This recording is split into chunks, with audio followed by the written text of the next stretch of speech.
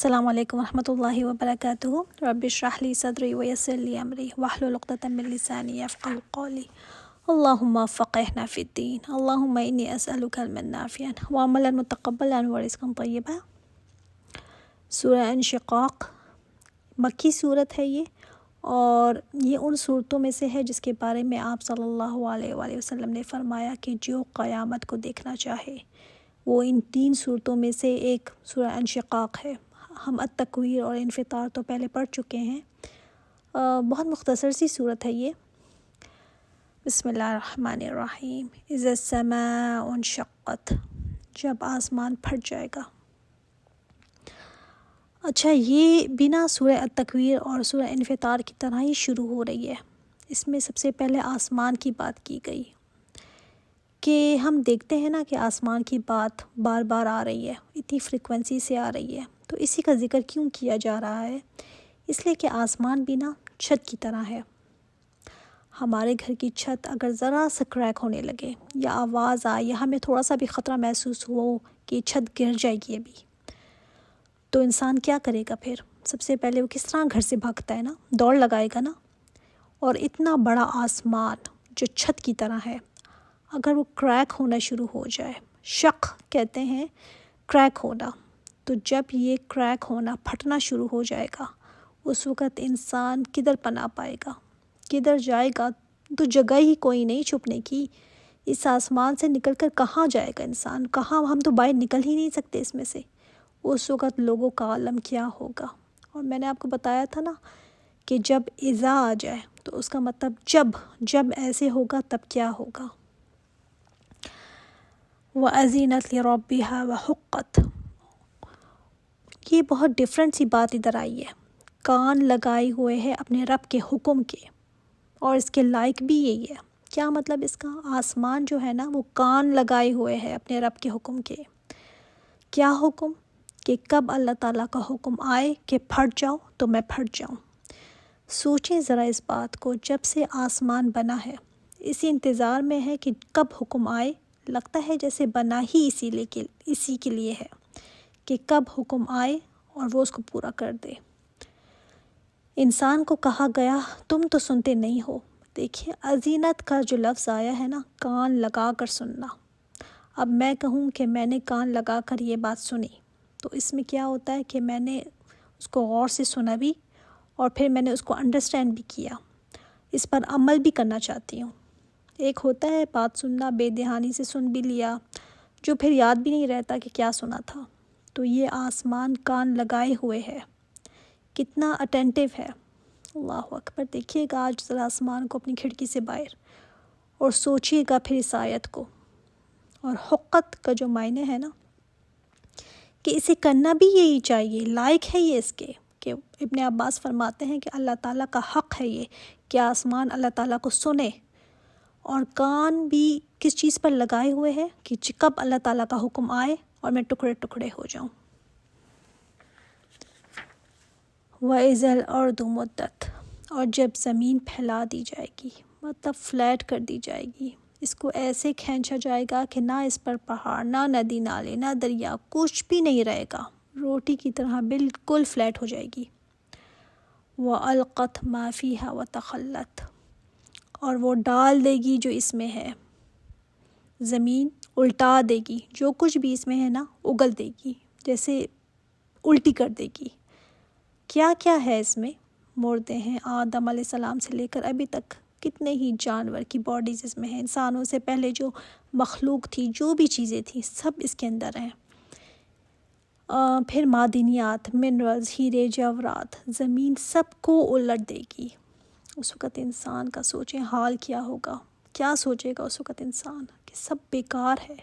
یہ منرلز، یہ چاندی، ہیرے جب باہر پڑے ہوں گے نا، تو کوئی انہیں دیکھے گا بھی نہیں، کوئی لینے والا نہ ہوگا اس وقت۔ اتنی افراتفری ہوگی، اتنا بڑا ارتھ ہوگا وہ کہ چیزیں نکل کر باہر زمین پھینکے گی ان کو۔ وَتَخَلَّتْ، اور خالی ہو جائے گی۔ وَأَذِنَتْ لِرَبِّهَا وَحُقَّتْ، جو حیرت کی بات ہے کہ زمین بھی کان لگائے ہوئے ہے۔ دیکھیں یہ آیت جو ہے نا دوسری بار آئی، یہ بھی آرڈر کی منتظر ہے کہ کب اللہ تعالیٰ کا حکم آئے، یہ بھی کان لگا کر سن رہی ہے۔ ساری کی ساری چیزیں کان لگائے ہوئے ہیں، اللہ اکبر،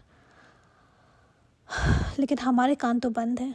گراں گزرتا ہے ہم قیامت کا سن لوں، میرا دن سارا خراب گزرتا ہے، میں یہ سن لوں تو پھر مجھے ٹینشن ہوتی ہے۔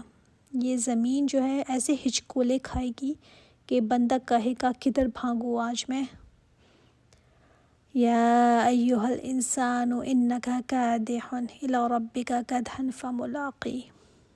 یہ سب بتا کر اللہ تعالیٰ نے آگے نہیں بتایا کہ انسان تیرا کیا ہوگا، مطلب آسمان پھٹنے کا، زمین نکال کر اپنے باہر کر دے گی سب چیزوں کو، تو انسان کا کیا ہوگا یہ نہیں بتایا اللہ تعالیٰ نے، کیونکہ انڈرسٹوڈ ہے، ظاہر ہے، خود ہی سوچ لو گے پھر تیرا کیا ہوگا۔ کہا گیا اے انسان انک کادح، بے شک تو محنت کر رہا ہے، مشقت کر رہا ہے، مطلب تکلیف سہ سہ کر کام کرنا، اس کو کہتے ہیں کدح۔ اور کادح کا کادح جو ہے نا وہ کرنے والا، قد جو ہے نا مطلب اس کو سہ سہ کر کرنا، اور کادح جو ہے وہ کرنے والے کو کہتے ہیں، یعنی ہر انسان مشقت سہ رہا ہے، اور مشقت سہتے سہتے وہ آگے بڑھ رہا ہے، روزانہ کی ایک مشقت پر دوسری مشقت۔ آپ خود دیکھ لیں نا، جب سے لائف سٹارٹ ہوتی ہے انسان کی، چھوٹا سا بچہ نہ کھانا جانتا ہے نہ پینا، بس روتا ہے، اس کو کچھ ضرورت ہو تو نہ بول سکتا ہے، پھر اٹھ کر چلنا جب وہ سیکھتا ہے تو وہ بھی اس کے لیے تو مشقت ہے نا ایک، پھر دانت نکالتا ہے تو روتا ہے، وہ بھی مشقت، پھر بڑا ہوتا ہے تو دوسری مشقت، پھر اس کی تربیت، اس کی پڑھائی شروع ہو جاتی ہے۔ چھوٹے بچوں سے اگر پوچھیں نا تو کہتے ہیں کہ ہماری دادی جو ہے نا وہ بڑی لکی ہیں، بس ان کو اسکول نہیں جانا پڑتا۔ تو وہ بچے نا اپنے اوپر یہ سمجھتے ہیں کہ یہ مشقت ہے، مشکل کام ہے، اسکول جانا، ہوم ورک کرنا، پھر اٹھنا، پھر فلاں یونیورسٹی کے لیے ایڈمیشن، اس کے لیے محنت کرتا ہے انسان، پھر جوں اور بڑا ہوتا ہے، کوئی نہ کوئی چیز حاصل کرنے کے لیے محنت، مسلسل مشقت کرتا ہے، اپنا لائف سٹائل اچھا ہو، اچھی جاب ہو، یہ سب کیا ہے؟ یہ سب قدح ہے۔ پھر شادی، پھر بچے، پھر بچوں کی آگے مشکلیں، پھر ان کے لیے مشقت کرتا ہے، ان کی مسائل حل کرنے کے لیے پھر محنت کرتا ہے، پھر اس کا دوبارہ سے وہی سائیکل شروع ہو جاتا ہے، پھر اب اپنے بچوں کے لیے محنت کرتا ہے، ان کی خاطر اب مشقت جھیلتا ہے، مشقت طے کرتا کرتا کرتا انسان کا اینڈ کس پر ہوتا ہے؟ الی ربک کدحا فملاقی۔ تمہاری ساری محنت، ساری مشقتیں، تمہاری ساری اسٹرگل کا اینڈ کیا ہے؟ اس کا حاصل کیا ہے؟ فملاقی، کہ تمہیں اس سے جا کر ملنا ہے۔ چاہے کوئی بزنس کر رہا ہے یا عورت گھر چلا رہی ہے، سب پر محنت لگتی ہے نا، سب پر ٹائم لگتا ہے، ظاہر ہے۔ چاہے کوئی بچہ ہے، جوان ہے، عورت ہے، مرد ہے، بوڑھا ہے، کیسا بھی ہے، وہ ایک قدح میں لگا ہوا ہے، تھک رہا ہے، مسلسل روزانہ دوڑتا ہے، چاہے دنیا کا کام ہو نہ ہو، چاہے دین کا ہی کام کیوں نہ ہو، روزانہ وہ دن بدن رب کی طرف بڑھ رہا ہے، اور انسان کو احساس بھی نہیں ہوتا۔ یہ جو گھڑی چل رہی ہے نا، یہ ہمارا کاؤنٹ ڈاؤن ہے، 1 گھنٹہ اور کم ہو گیا، ہمیں احساس نہیں ہوتا اس کا، اور یہ دوڑ کہاں جا کر ہماری ختم ہوگی؟ جب رب کے سامنے انسان کھڑا ہوگا۔ الی ربک، بیوٹیفل آیا، فملاقی کا دوسرا مطلب جو ہے نا، جو ہی ہے، کیا بتا رہی ہے یہ؟ بعض علماء نے اس کا مطلب لیا ہے کہ جو اس کی محنت، جو اس نے دنیا میں محنت کی ہوگی نا، وہ اس محنت کو پا لے گا، اس سے مل جائے گا۔ اب ہر کوئی دیکھ لے نا، کہ ہر کوئی یہ دیکھے نا کہ میری محنت کیا ہے، کیسی ہے۔ جس کے لیے محنت کرو گے وہی ملے گا۔ اب مشقت تو دیکھیں ہر چیز میں ہے، یہ نہ سمجھے کہ دنیا کے پیچھے کوئی بھاگ رہا ہے تو وہ مشقت میں نہیں ہے، اس کی بھی مشقت ہے، ہر ایک اپنی اپنی مشقت میں ہے، وہ بھی تھک جاتا ہے، دین کا جو کام کر رہا ہے اس کی بھی مشقت ہے، وہ بھی تھک جاتا ہے، ہر ایک کی مشقت ہے، مگر اینڈ ریزلٹ کیا ہے؟ جو لوگ دیکھیں چوری کرتے ہیں نا، یا ہیریا پھیریاں بڑی کرتے ہیں، اس میں بھی وہ ان کی محنت لگتی ہے، مگر وہ مشقت اس کو کہاں لے کے جائے گی؟ یہ ہے اصل کوسچن۔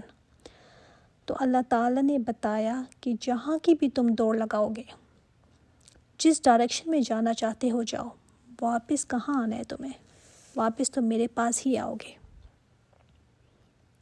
فَأَمَّا مَنْ أُوتِيَ كِتَابَهُ بِيَمِينِهِ، پھر وہ جو دیا گیا کتاب اپنے دائیں ہاتھ میں، تم جہاں دوڑنا چاہتے ہو دوڑ لگاؤ۔ اللہ نے تمہیں اجازت دی ہوئی ہے، کھلی چھٹی ہے، کسی پہ کوئی پابندی نہیں ہے۔ اینڈ کیا ہے کہ جس کے دانے ہاتھ میں کتاب دے دی گئی، مطلب وہی جو اپنی تیاری کر کے آیا دنیا میں، جس کی دوڑ اللہ کی طرف تھی، فَسَوْفَ يُحَاسَبُ حِسَابًا يَسِيرًا، تو پھر اس کا حساب لیا جائے گا آسان حساب لیا جائے گا۔ اس کا آسان حساب کیا ہے کہ اللہ تعالیٰ دیکھے گا اعمال کو، اور پھر اس کے بعد اس کو کہے گا جاؤ، جانے دے گا، سوال نہیں پوچھے گا، کیونکہ آپ صلی اللہ علیہ وسلم نے فرمایا جس سے حساب ہو گیا وہ تباہ ہو گیا، جس سے سوال جواب ہو گیا اس کو عذاب ضرور ملے گا۔ مثلاً اگر یہ پوچھ لیا کہ یہ نمازیں جو مسنگ تھیں یہ کیوں مسنگ ہیں، یا ایسی زندگی کیوں گزار کر آئے ہو، تمہیں پتہ نہیں تھا میرے حکموں کا، تو کیا جواب ہوگا پھر ہمارا؟ تم نے یہ جھوٹ بولا تھا اس جگہ، یہ تم نے قطع تعلقی کی تھی، برے سلوک یہ رشتہ داروں کے ساتھ تم نے کیے تھے، کوئی سوال بھی اگر ہم سے کر لیا تو کیا جواب ہم دیں گے؟ آپ صلی اللہ علیہ وسلم نے فرمایا کہ جس سے پوچھ لیا نا وہ تو گیا۔ تو حضرت عائشہ رضی اللہ تعالیٰ عنہ نے فرمایا کہ قرآن میں تو ہے کہ نیک لوگوں کا بھی حساب ہوگا، فَسَوْفَ يُحَاسَبُ حِسَابًا يَسِيرًا، تو پھر ان کے لیے بھی کیا تباہی ہے؟ تو آپ صلی اللہ علیہ وسلم نے فرمایا یہ وہ حساب نہیں ہے، یہ تو صرف پیشی ہے، جس سے اگر پوچھ گچھ ہو گئی تو وہ تو برباد ہو گیا۔ پیشی تو سب کی ہی ہونی ہے نا، پیشی سے تو اللہ کے آگے تو کی عدالت میں جو کھڑے ہوں گے وہ تو سب نے ہی کھڑا ہونا ہے، لیکن جس سے پوچھ لیا گیا وہ مارا گیا۔ تو کھڑا تو دائیں ہاتھ، جن کو دائیں ہاتھ میں کتاب دی جائے گی ان کو بھی کھڑا ہونا پڑے گا۔ اب جب کھڑے ہوں گے اللہ کی عدالت میں تو کانپیں گے، کیونکہ کوئی بھی ایسا نہیں نا جس کے اعمال نامے میں گناہ نہ ہو، کوئی غلط کاریاں نہ ہو، اس لیے تو صحابہ ڈرتے رہتے تھے۔ حضرت عمر نے فرمایا کہ اگر کہہ دیا جائے نا کہ سب جنت میں چلے گئے ہیں سوائے ایک کے، تو مجھے لگے گا کہ وہ ایک میں ہی ہوں جو باہر ہوں، اتنا ڈرتے تھے وہ لوگ۔ تو یہاں کہا گیا کہ آسان معاملہ ان کے ساتھ ہوگا جو اصحاب الیمین ہیں، ان کا حساب جو ہے نا وہ یسیر ہوگا۔ ہم بھی اللہ تعالیٰ سے دعا کرتے ہیں کہ اللہم حاسبنا حسابا یسیرا وینقلبوا الی اہلہ مسرورا، اور جب ان کا حساب کتاب لے کر اللہ تعالیٰ نے ان سے کہہ دیا کہ جاؤ تم تو پاس ہو، تو یہ اللہ تعالیٰ کی الٹیمیٹ رحمت ہوگی کہ وہ غلطیاں گناہ دیکھے گا اور قدرت بھی رکھتا ہے کہ سزا دے، پکڑ لے، پھر بھی وہ پکڑے گا نہیں اور جانے دے گا۔ تو اب اس بندے کا جو سکھ کا سانس اس کو آئے گا، جو ریلیف اس کو ملے گی، تو وہ اپنے گھر کی طرف خوشی خوشی جائے گا۔ میدان حشر میں جو اس کے گھر والے کھڑے ہوں گے نا، ان کی طرف خوشی خوشی لوٹے گا کہ دیکھو دیکھو میری کتاب۔ قرآن میں دوسری جگہ آتا ہے کہ یہ کہے گا مجھے یقین تھا کہ میرا حساب ہونا ہے، میں نے اس کے لیے تیاری کر رکھی تھی۔ ایک اور جگہ آتا ہے کہ لوگ ڈر ڈر کر جو رہا کرتے تھے نا دنیا میں، یہ وہ لوگ تھے جو ڈر ڈر کر رہا کرتے تھے دنیا میں اپنے گھر والوں میں۔ اپنے گھر والوں میں بھی کیسے تھے کہ ڈرتے رہتے تھے، جبکہ دیکھیں بندہ جو سب سے زیادہ ریلیکس ہوتا ہے نا وہ اپنے گھر میں ہوتا ہے، کیونکہ دوسروں کے ساتھ تو ہم ذرا بن سور کر ذرا بات کرتے ہیں، جو اتنی ریلیکس طریقے سے ہم نہیں ہوتے نا، ہم تھوڑا سا بن بھی لیتے ہیں، لیکن گھر میں ہم کسی سے بات، کسی کے پیچھے بات بھی کر لیں تو اتنی فکر نہیں ہوتی، کچھ بھی کہتے پھریں، گھر ہی ہے نا میرا، بے فکر ہو کر بندہ رہتا ہے۔ تو یہ کیسے لوگ تھے؟ ڈر ڈر کر رہتے تھے۔ مطلب دوسری طرف دیکھیں، یہ جو دوسرے جو ابھی آگے بات آئے گی، جو دوسرے لوگ ہوں گے، تو یہ جو ہے نا گھر میں ڈر ڈر کر رہتے تھے، اپنے منہ سے بات نکالنے سے پہلے یہ اپنے گھر میں بھی سوچا کرتے تھے۔ وَأَمَّا مَنْ أُوتِيَ كِتَابَهُ وَرَاءَ ظَهْرِهِ، اور وہ جو کہ دیا گیا اپنا اعمال نامہ پیٹھ کے پیچھے۔ عربوں میں ہوتا تھا کہ مجرموں کا جو رائٹ ہینڈ ہے نا، اس کی گردن کے ساتھ باندھ دیتے تھے اور لیفٹ ہینڈ پیچھے کمر کے ساتھ باندھ دیتے تھے۔ تو یہاں کہا گیا پیٹھ پیچھے۔ پیٹھ پیچھے اس لیے کہا گیا، یا تو یہ اپنا حساب لینا نہیں چاہتا تو اس نے اپنا ہاتھ پیچھے کر دیا، تو اپنا اعمال نامہ ان کو پیچھے ہی پھر پکڑا دیا۔ اور فَسَوْفَ يَدْعُو ثُبُورًا، تو وہ دہائی دے گا ہلاکت کو، پکارے گا موت کو، چاہے گا موت آ جائے لیکن موت نہیں آئے گی اس دن۔ دنیا میں دیکھیں موت سے بچنے کے لیے نا انسان کیا کیا پیسہ لٹاتا ہے، پانی کی طرح، کہ مجھے بس مجھے موت نہ آئے، مجھے کچھ ہو نہ جائے، مجھے کوئی بیماری نہ لگ جائے۔ لیکن وہ ایسا دن ہوگا کہ موت کو پکارے گا کہ موت میرا کام ختم کر دے، کیوں نہیں آتی مجھے موت، کیونکہ اس کو سمجھ آ جائے گی نا کہ میرے بائیں ہاتھ میں جو مجھے ملا ہے اس کا انجام کیا ہے۔ وَيَصْلَىٰ سَعِيرًا، اور وہ داخل ہوگا بھڑکتی ہوئی آگ میں۔ سعیرہ جو ہے نا، وہ کہتے ہیں اس آگ کو جس کے شعلے آسمان کو چھو رہے ہوں، اتنی بڑی آگ۔ اللہم اجرنا من النار۔ ایسا کیوں ہے؟ کیوں اتنے بڑے بڑے شعلوں میں یہ ہوں گے؟